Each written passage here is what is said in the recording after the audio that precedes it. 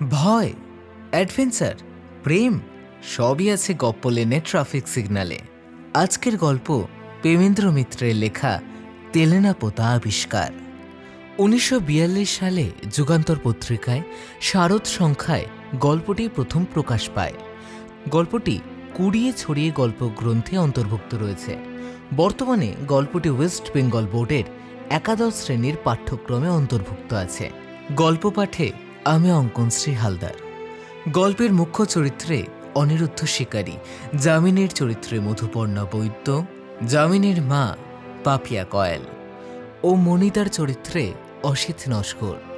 গল্পের poster designing Mita Dakua এবং team গপ্পলেন।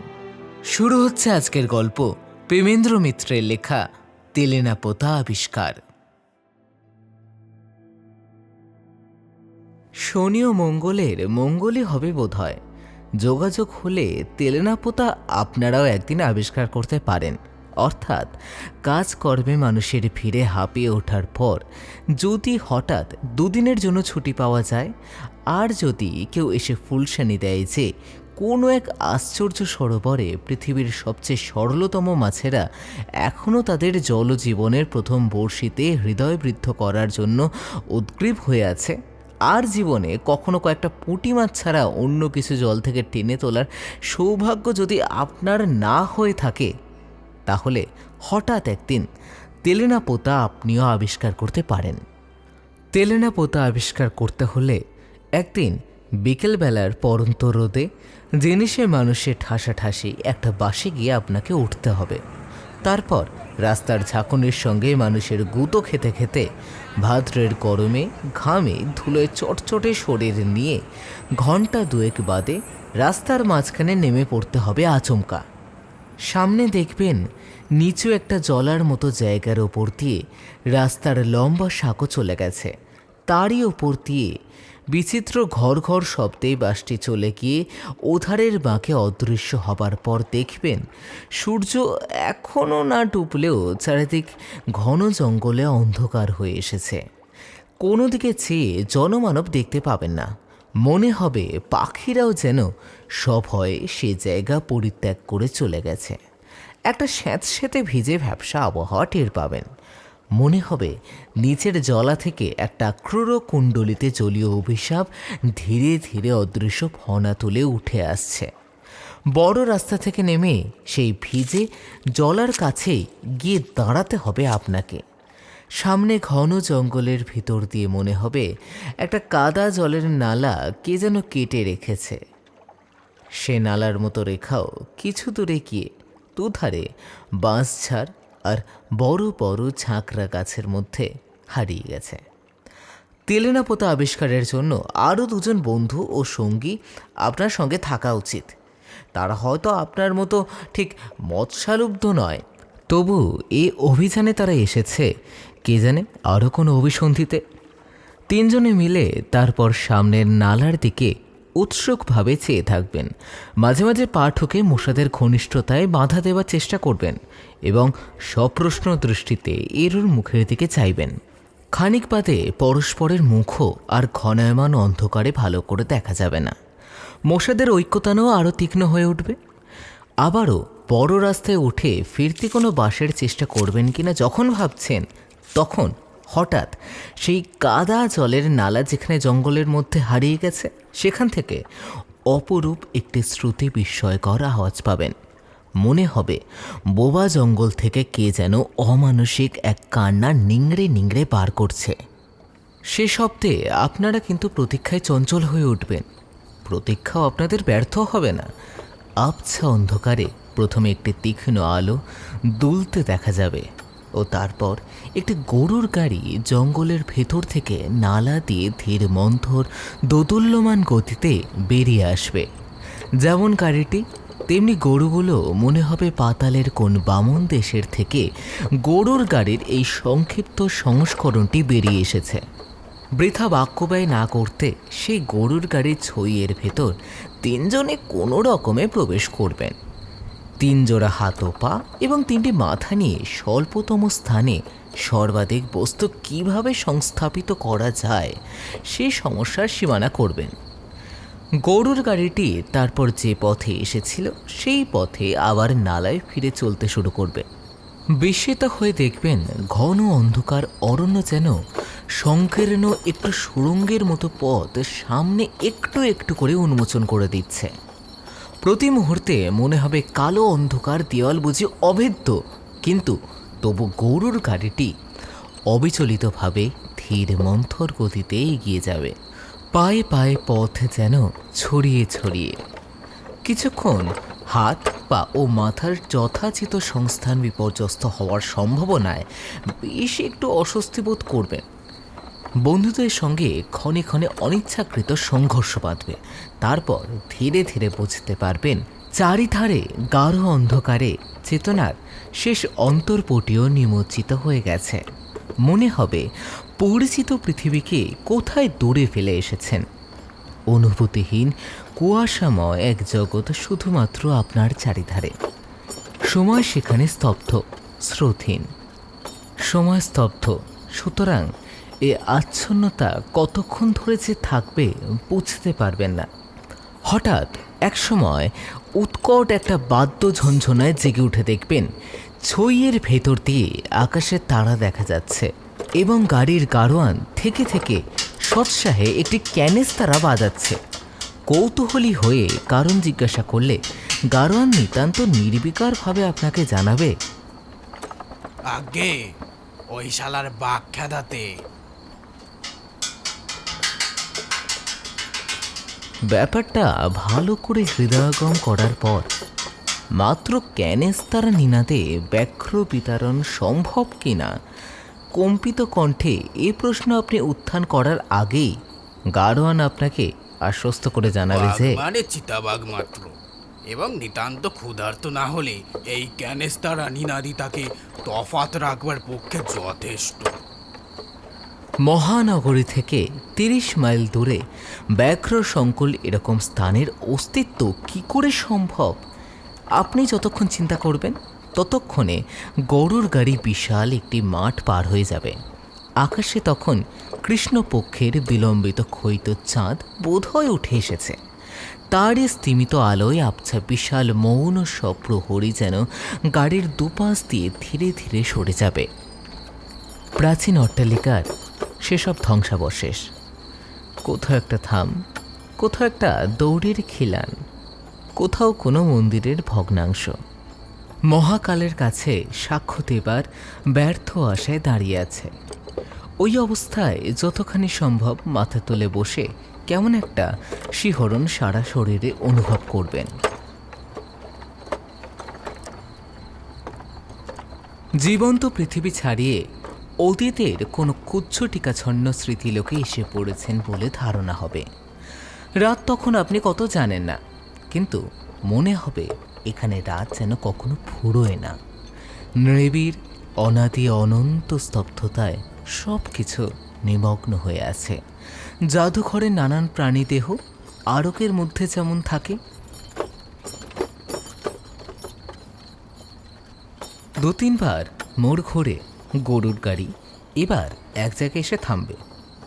হাত পাগুলো নানা স্থান থেকে কোনো রকমে কুড়িয়ে সংগ্রহ করে কাঠের পুতুলের মতো আড়ষ্টভাবে আপনারা একে একে নামবেন। একটা কটু গন্ধ অনেকক্ষণ ধরেই আপনাদের অভ্যর্থনা করছে। বুঝতে পারবেন সেটা পুকুরের পানা পচা গন্ধ। অর্ধস্ফুট চাঁদের আলোয় তেমন একটি নাতি ক্ষুদ্র পুকুর সামনেই চোখে পড়বে। তারই পাশে বেশ বিশালায়তন একটি জীর্ণ অট্টালিকা, ভাঙা ছাদ, ধসে পড়া দেওয়াল ও চক্ষুহীন কোটরের মতো পাল্লাহীন জানালা দিয়ে চাঁদের বিরুদ্ধে দুর্গ প্রকারের মতো দাঁড়িয়ে আছে। এই ধ্বংসাবশেষেরই একটি অপেক্ষাকৃত বাসযোগ্য ঘরে আপনাদের থাকার ব্যবস্থা করে নিতে হবে। কোথা থেকে গাড়োয়ান একটি ভাঙা লণ্ঠন নিয়ে এসে ঘরে বসিয়ে দেবে, সেই সঙ্গে এক কলসি জল। ঘরে ঢুকে বুঝতে পারবেন বহু যুগ পরে মনুষ্যজাতির প্রতিনিধি হিসেবে আপনারাই সেখানে প্রথম পদার্পণ করেছেন। ঘরে ঝুল, জঞ্জাল ও ধুলো হয়তো কেউ কখনো পরিষ্কার করার ব্যর্থ চেষ্টা করে গেছে। ঘরের অধিষ্ঠাত্রী আত্মা যে তাতে ক্ষুব্ধ একটি অস্পষ্ট ভ্যাপসা গন্ধে তার প্রমাণ পাবেন। সামান্য চলাফেরায় ছাদ ও দেওয়াল থেকে জীর্ণ পলেস্তেরা সেই রুষ্ট আত্মার অভিশাপের মতো থেকে থেকে আপনাদের ওপর বর্ষিত হবে। 2-3টি চামচিকা ঘরের অধিকার নিয়ে আপনাদের সঙ্গে সমস্ত রাত বিবাদ করবে। তেলেনাপোতা আবিষ্কারের জন্য আপনার 2টি বন্ধুর একজন পানরসিক ও অপরজন নিদ্রাবিলাসী কুম্ভকর্ণের দোসর হওয়া দরকার। ঘরে পৌঁছেই মেঝের উপর কোনো রকম শতরঞ্জির আবরণ পড়তে না পড়তে একজন তার উপর নিজেকে বিস্তৃত করে নাসিকা ধ্বনি করতে শুরু করবেন, অন্যজন পানপাত্রে নিজেকে নিমজ্জিত করে দেবেন। রাত বাড়বে, ভাঙা লণ্ঠনের কাঁচের চিমনি ক্রমশ গাঢ়ভাবে কালিমা লিপ্ত হয়ে ধীরে ধীরে অন্ধ হয়ে যাবে। কোনো রহস্যময় বেতার সংকেতের খবর পেয়ে সে অঞ্চলের সমস্ত সমর্থ সাবালক মশা নবাগতদের অভিনন্দন জানাবে ও তাদের সঙ্গে শানিত সম্বন্ধ স্থাপন করতে আসবে। আপনি বিচক্ষণ হলে দেওয়ালে ও গায়ে বসবার বিশিষ্ট ভঙ্গি দেখে বুঝবেন তারা মশাদের মধ্যে সবচেয়ে বড় কুলিন ম্যালেরিয়া দেবীর অদ্বিতীয় বাহন অ্যানাফিলিস। আপনার 2 বন্ধু তখন 2 কারণে অচেতন। ধীরে ধীরে তাই শয্যা পরিত্যাগ করে উঠে দাঁড়াবেন।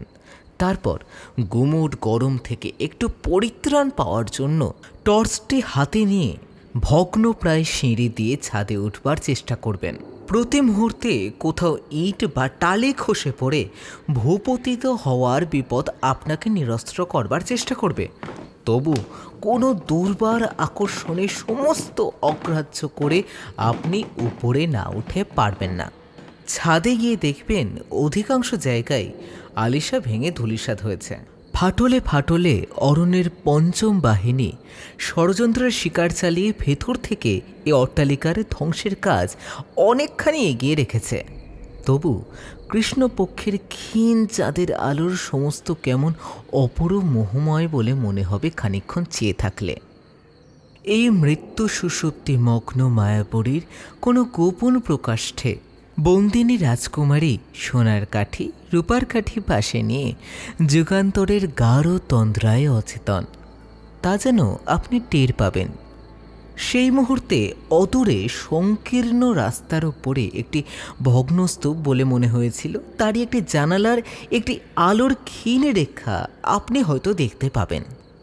সেই আলোর রেখার আড়াল করে একটি রহস্যময় ছায়ামূর্তি সেখানে এসে দাঁড়াবে।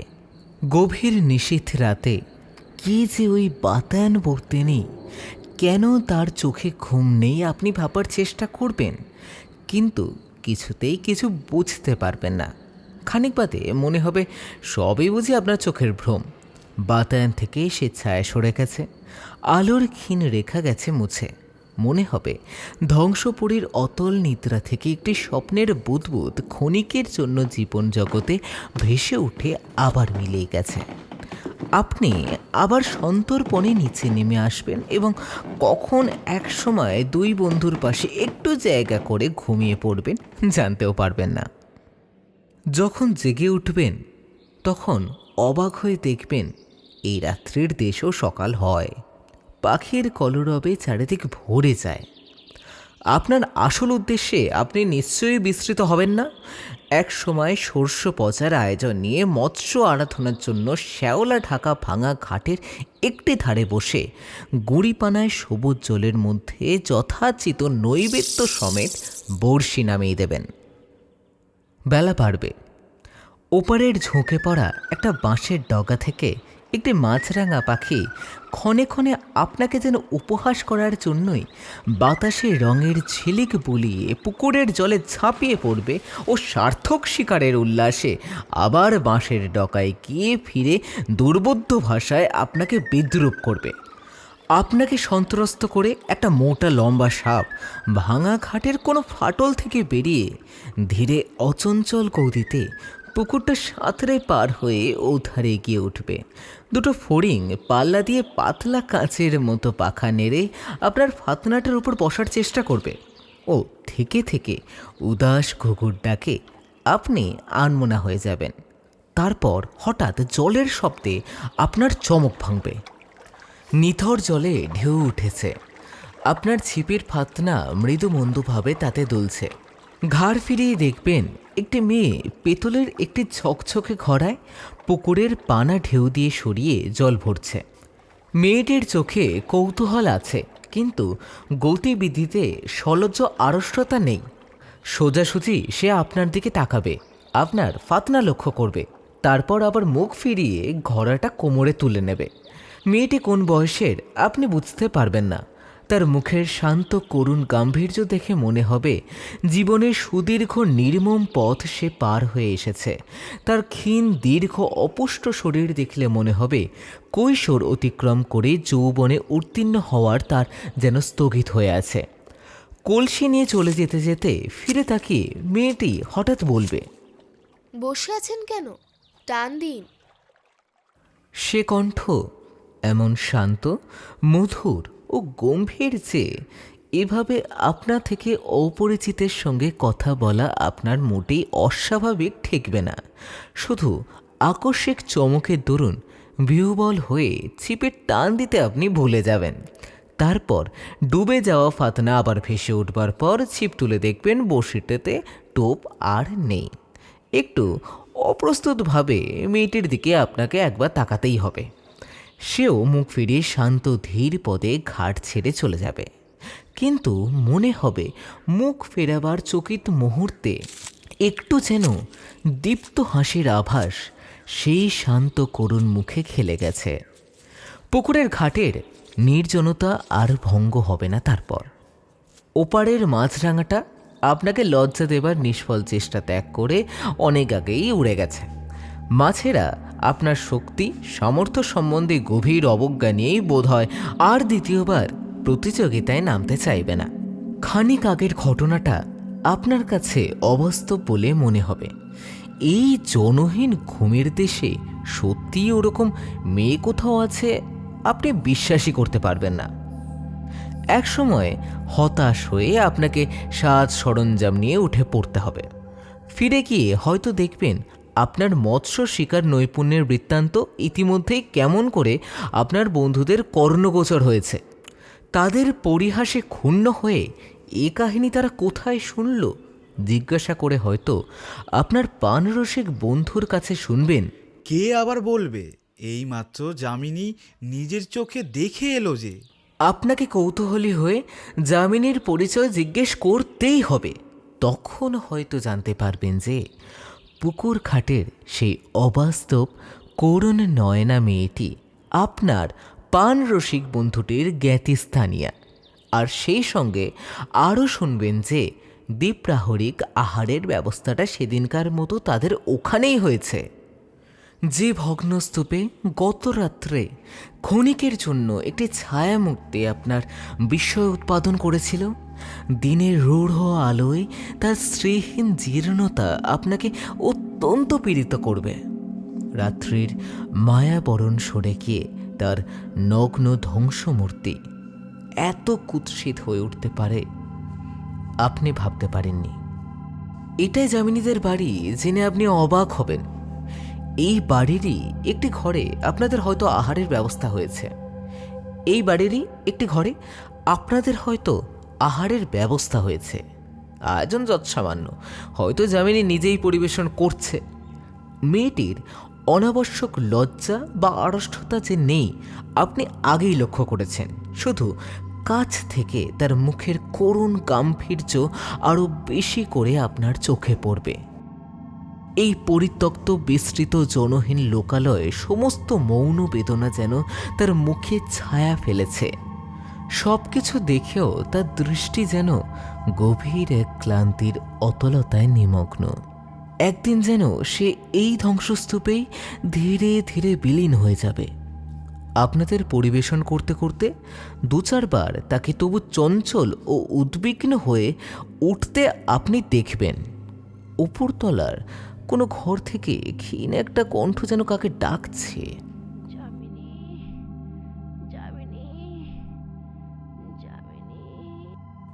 যামিনী ব্যস্ত হয়ে বাইরে চলে যাবে। প্রত্যেকবার ফিরে আসবার সঙ্গে তার মুখে বেদনার ছায়া যেন আরও গভীর হয়ে উঠেছে মনে হবে। সেই সঙ্গে কেমন একটা অসহায় অস্থিরতা তার চোখে। খাওয়া শেষ করে আপনারা তখন একটু বিশ্রাম করতে পারেন। অত্যন্ত দ্বিধাভরে কয়েকবার ইতস্তত করে সে যেন শেষে মরিয়া হয়ে দরজা থেকে ডাকবে। একটু শুনে যাও মনিদা।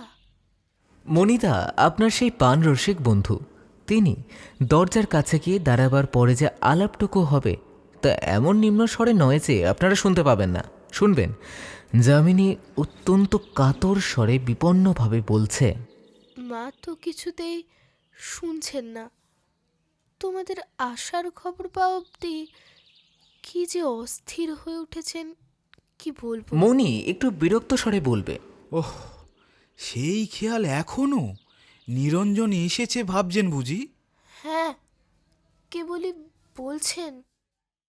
সে নিশ্চয় এসেছে, শুধু লজ্জায় আমার সঙ্গে দেখা করতে পারছে না। আমি জানি কি যে আমি করব ভেবে পাচ্ছি না। অন্ধ হয়ে যাওয়ার পর থেকে আজকাল এত অধৈর্য বেড়েছে যে কোনো কথা বুঝালে বোঝেন না। রেগে মাথা ঘুরে এমন কাণ্ড করেন যে তখন ওর প্রাণ বাঁচানো দায় হয়ে ওঠে। এ তো বড় মুশকিল দেখছি। চোখ থাকলেও না হয় দেখিয়ে দিতাম যে যারা এসেছে তাদের কেউ নিরঞ্জন নয়। ওপর থেকে দুর্বল অথচ তীক্ষ্ণ ক্রুদ্ধ কণ্ঠের ডাকটা এবার আপনারাও শুনতে পারেন। যামিনী এবার কাতর কণ্ঠে অনুনয় করবে, তুমি একবারটি চলো মনিদা, যদি একটু বুঝিয়ে সুঝিয়ে ঠান্ডা করতে পারো। আচ্ছা, তুই যা, আসছে। মণি এবার ঘরে ঢুকে নিজের মনেই বলবে, এক আচ্ছা জ্বালা হয়েছে, যা হোক। বুড়ির হাত পা পড়ে গেছে, চোখ নেই, তবু বুড়ি পণ করে বসে আছে, কিছুতেই মরবে না। ব্যাপারটা কি এবার হয়তো জানতে চাইবেন। মণি বিরক্ত স্বরে বলবে, ব্যাপার আর কি, নিরঞ্জন বলে ওর দূর সম্পর্কের এক বোনপোর সঙ্গে ছেলেবেলায় যামিনীর সম্বন্ধ উনি ঠিক করেছিলেন। বছর চারেক আগেও সে ছোকরা এসে ওকে বলে গেছিল বিদেশের চাকরি থেকে ফিরে এসে ওর মেয়েকে সে বিয়ে করবে। সেই থেকে বুড়ি এই অজগরপুরীর ভেতর বসে সেই আশায় দিন গুনছে। আপনি নিজে থেকে একবার জিজ্ঞেস না করে পারবেন না, নিরঞ্জন কি এখনো বিদেশ থেকে ফেরিনি? আরে সে বিদেশ গেছিল কবে যে ফিরবে? নেহাত বুড়ি নাছোড়বান্দা বলে তাকে এই ধাপ্পা দিয়ে গেছিল। এমন ঘুটে কুড়ুনির মেয়েকে উদ্ধার করতে তার দায় পড়েছে। সে কবে বিয়ে করে দিব্যি সংসার করছে, কিন্তু সে কথা ওকে বলে কে? বললে বিশ্বাসই করবেন না। আর বিশ্বাস যদি করেন তাহলে এক্ষুনি তো দম ছুটে অক্কা। কে মিছিমিছি পাতকের ভাগী হবে? যামিনী নিরঞ্জনের কথা জানে? তার জানে না, কিন্তু মায়ের কাছে বলার উপায় তো নেই। যাই, কর্মভোগ সেরে আসি। বলে মণি সিঁড়ির দিকে পা বাড়াবে। সেই মুহূর্তে নিজের অজ্ঞাত স্বরেই আপনাকে হয়তো উঠে দাঁড়াতে হবে। হঠাৎ হয়তো বলে ফেলবেন, চলো, আমিও যাব। তুমি যাবে? মণি ফিরে দাঁড়িয়ে সবিস্ময় নিশ্চয়ই আপনার দিকে তাকাবে। হ্যাঁ, কোনো আপত্তি আছে গেলে? না, আপত্তি কিসের? বলে বেশ বিমূঢ়ভাবে মণি আপনাকে পথ দেখিয়ে নিয়ে যাবে। সংকীর্ণ অন্ধকার ভাঙা সিঁড়ি দিয়ে যে ঘরটিতে আপনি পৌঁছবেন, মনে হবে ওপরে নয়, মাটির তলার সুড়ঙ্গেই তার বুঝি স্থান। একটি মাত্র জানালা, তাও বন্ধ। বাইরের আলো থেকে এসে প্রথমে আপনার চোখে সবই ঝাপসা ঠেকবে, তারপর টের পাবেন প্রায় ঘর জোড়ায় একটি ভাঙা তক্ত বসে ছিন্ন কন্থা জড়িত একটি শীর্ণ কঙ্কালসার মূর্তি শুয়ে আছে। তক্তপোষের একপাশে যামিনী পাথরের মূর্তির মতো দাঁড়িয়ে। আপনাদের পদশব্দ শুনে সেই কঙ্কালের মধ্যেও যেন চাঞ্চল্য দেখা যাবে। কে নিরঞ্জন এলি? অভাগী মাসিকে এতদিনে মনে পড়ল। বাবা, তুই আসবি বলে প্রাণটা যে আমার কণ্ঠায় এসে আটকে আছে। কিছুতেই নিশ্চিন্ত মরতে পারছিলাম না। এবার তো আর অমন করে পালাবি না। মণি কি যেন বলতে যাবে, তাকে বাধা দিয়ে আপনি অকস্মাৎ বলবেন, না মাসিমা, আর পালাবো না। মুখ না তুলেও মনের বিমূঢ়তা ও আরেকটি স্থানুর মতো মেয়ের মুখে স্তম্ভিত বিস্ময় আপনি যেন অনুভব করতে পারবেন, কিন্তু কোনো দিকে তাকাবার অবসর আপনার থাকবে না। দৃষ্টিহীন দুটি চোখের কোটরের দিকে আপনি তখন নিস্পন্দ হয়ে রুদ্ধ নিঃশ্বাসে চেয়ে আছেন। মনে হবে সেই শূন্য কোটরের ভেতর থেকে অন্ধকারের দুটি কালো শিখা বেরিয়ে এসে যেন আপনার সর্বাঙ্গ লোহন করে পরীক্ষা করছে। কোটি স্তব্ধ মুহূর্ত ধীরে ধীরে সময়ের সাগরে শিশির বিন্দুর মতো ঝরে পড়ছে, আপনি অনুভব করবেন, তারপর শুনতে পাবেন, আমি জানতাম তুই না এসে পারবি না বাবা, তাই তো এমন করে প্রেতপুরি পাহারা দিয়ে দিন গুনেছি। বৃদ্ধা এতগুলো কথা বলে হাঁপাবেন। চকিতে একবার যামিনীর ওপর দৃষ্টি বুলিয়ে নিয়ে আপনার মনে হবে বাইরের কঠিন মুখোশের অন্তরালে তার মধ্যেও কোথাও যেন কি ধীরে ধীরে গলে যাচ্ছে। ভাগ্য জীবনের বিরুদ্ধে গভীর হতাশার উপাদানে তৈরি এক সুদৃঢ় শপথের ভিত্তি আলগা হয়ে যেতে তার বুঝি দেরি নেই।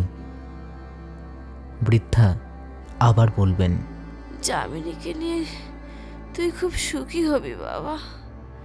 আমার পেটে হয়েছে বলে বলছি না, এমন মেয়ে হয় না। শোকে তাপে বুড়ো হয়ে মাথার ঠিক নেই।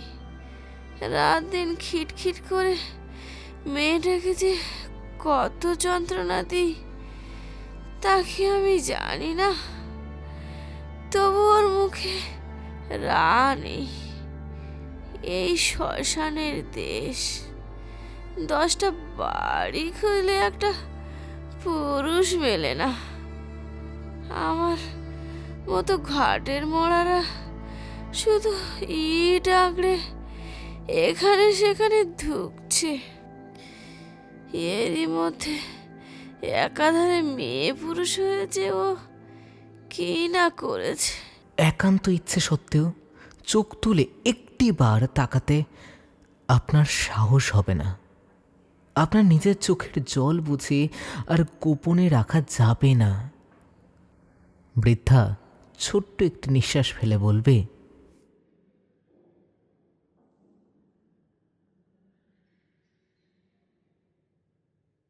যামিনীকে তুই নিবি তো বাবা? তোর শেষ কথা না পেলে আমি মরেও শান্তি পাবো না। ধরা গলায় আপনি তখন শুধু বলতে পারবেন, আমি তোমায় কথা দিচ্ছি মাসিমা, আমার কথা নড়চড় হবে না। তারপর বিকেলে আবার গরুর গাড়ি দরজায় এসে দাঁড়াবে। আপনারা 3 জনে একে একে তাতে উঠবেন। যাবার মুহূর্তে গাড়ির কাছে এসে দাঁড়িয়ে আপনার দিকে সেই করুণ দুটি চোখ তুলে যামিনী শুধু বলবে, আপনার ছিপ টিপ যে পড়ে রইল। আপনি হেসে বলবেন, থাক না, এবারে পারিনি বলে তেলেনা পোতার মাছ কি বারবার ফাঁকি দিতে পারবে? যামিনী মুখ ফিরিয়ে নেবে না। ঠোঁট থেকে নয়, মনে হবে তার চোখের ভেতর থেকে মধুর একটি সকৃতজ্ঞ হাসি শরতের শুভ্র মেঘের মতো আপনার হৃদয়ের দিগন্ত স্নিগ্ধ করে ভেসে যাচ্ছে। গাড়ি চলবে। কবে 100 না 150 বছর আগে প্রথম ম্যালেরিয়া মরকে এক দুর্বার বন্যা তেলেনাপোতাকে চলমান জীবন্ত জগতের এই বিস্মৃতি বিলীন প্রান্তে ভাসিয়ে এনে ফেলে রেখে গিয়েছিল। আপনার বন্ধুরা হয়তো আলোচনা করবেন, সেসব কথা ভালো করে আপনার কানে যাবে না। গাড়ির সংকীর্ণতা আর আপনাকে পীড়িত করবে না। তার চাকার একঘেয়ে কাঁদুনে আর আপনার কাছে কর্কশ লাগবে না। আপনি শুধু নিজের হৃদস্পন্দনে একটি কথাই বারবার ধ্বনিত হচ্ছে শুনবেন, ফিরে আসব। ফিরে আসবো, ফিরে আসবো, ফিরে আসবো।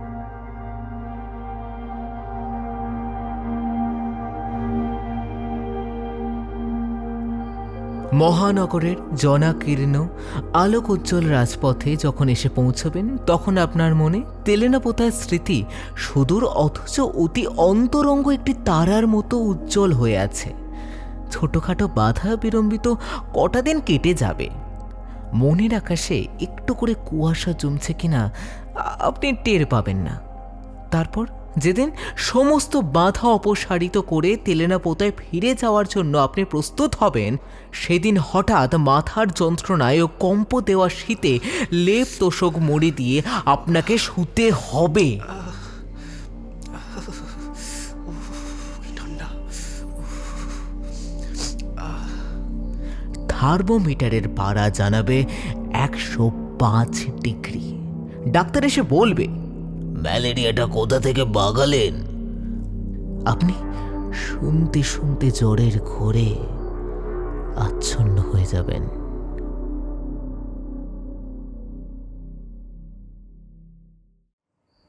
বহুদিন বাদে অত্যন্ত দুর্বল শরীর নিয়ে যখন বাইরের আলো হাওয়ায় কম্পিত পদে এসে বসবেন, তখন দেখবেন নিজের অজ্ঞাত সারে দেহে ও মনের অনেক ধোয়া মোছা ইতিমধ্যেই হয়ে গেছে। অস্ত যাওয়া তারার মতো তেলেনাপোতার স্মৃতি আপনার কাছে ঝাপসা একটা স্বপ্ন বলে মনে হবে। মনে হবে তেলেনাপোতা বলে কোথাও সত্যি কিছু নেই। গম্ভীর কঠিন যার মুখ আর দৃষ্টি যার সুদূর ও করুণ, ধ্বংসপুরের ছায়ার মতো সেই মেয়েটি হয়তো আপনার কোনো দুর্বল মুহূর্তের অবাস্তব কুয়াশাময় কল্পনা মাত্র। একবার ক্ষণিকের জন্য আবিষ্কৃত হয়ে তেলেনাপোতা আবার চিরন্তন রাত্রির অতলতায় নিমগ্ন হয়ে যাবে।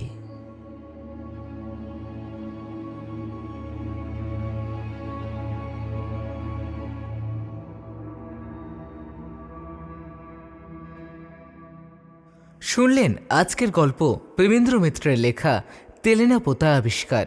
দেখা হচ্ছে ফের পরের সপ্তাহে আরও এক নতুন গল্প নিয়ে। শুনতে থাকুন গপ্পলেন, আপনার গল্পের ট্রাফিক জ্যাম।